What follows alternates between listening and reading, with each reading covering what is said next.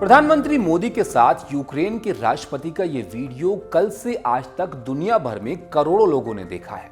इस तस्वीर में अमेरिका से लेकर रूस और चीन से लेकर पाकिस्तान तक सबके लिए संदेश छिपे हुए हैं। हम चाहते हैं कि एक भारतीय होने के नाते आप भी इस वीडियो को देखिए और समझिए कि इस वीडियो के आखिर मायने क्या हैं। इस तस्वीर को ऐसे देखिए कि परिवार, मोहल्ले या समाज में भी जब किसी के घर पर कोई अनहोनी हो जाती है तो आप वहां पर पहुंचकर कैसे सांत्वना के दो बोल बोलते हैं, सामने वाले को ढांढस बंधाने की कोशिश करते हैं और आपका ये व्यवहार ही पीड़ित परिवार को हौसला देने का काम करता है। दुनिया के 18% आबादी वाले देश के प्रधानमंत्री नरेंद्र मोदी रेलगाड़ी से 10 घंटे का सफर तय करके 7 घंटे के लिए यूक्रेन पहुंचे। तो युद्ध से ऊब चुके यूक्रेन के 4 करोड़ लोगों के लिए ये एक मरहम भी है और उम्मीद भी, खासतौर पर तब जबकि 6 सप्ताह पहले पीएम मोदी रूस भी गए थे। आपको 7 पॉइंट्स में हम समझाते हैं कि भारतीय होने के नाते पीएम की यूक्रेन यात्रा को आपको कैसे समझना चाहिए। पहली बात, भारत यहां पर बहुत बड़ा शांति दूत बनकर उभरा है। प्रधानमंत्री मोदी ने साफ कहा कि उनका देश युद्ध में तटस्थ कभी नहीं रहा है, बल्कि भारत जंग का विरोधी और शांति का पक्षधर है। दूसरी बात, प्रधानमंत्री मोदी ने कीव में महात्मा गांधी की प्रतिमा पर जाकर उन्हें श्रद्धांजलि दी। महात्मा गांधी दुनिया में शांति और अहिंसा के सबसे बड़े ब्रांड माने जाते हैं।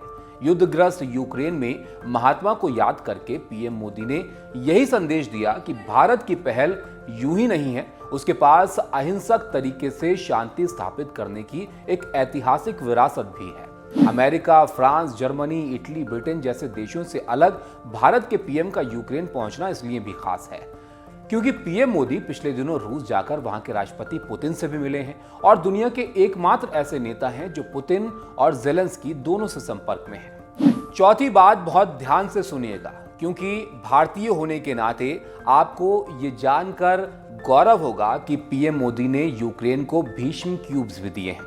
आप पूछेंगे कि ये क्या है। भीष्म का फुल फॉर्म है भारत हेल्थ इनिशिएटिव फॉर सहयोग हिता एंड मैत्री। हिंदी में इसका मतलब हुआ सहयोग हित और मैत्री के लिए स्वास्थ्य के क्षेत्र में भारत की पहल।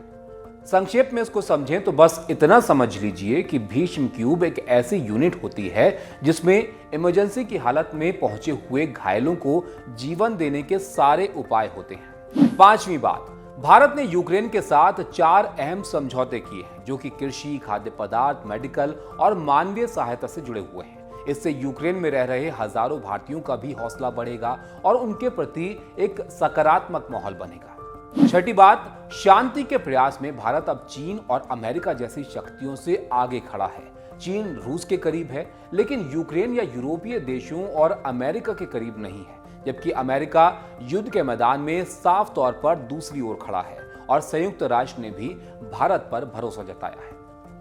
सातवीं और अंतिम बात, भारत ने जता दिया है कि वो इंटरनेशनल कूटनीति में दर्शक बनकर नहीं बैठा है बल्कि सक्रिय है और बेहद मजबूती से अपनी बात कहते हुए समाधान की ओर बढ़ना चाहता है। प्रधानमंत्री मोदी के साथ यूक्रेन के राष्ट्रपति का ये वीडियो कल से आज तक दुनिया भर में करोड़ों लोगों ने देखा है।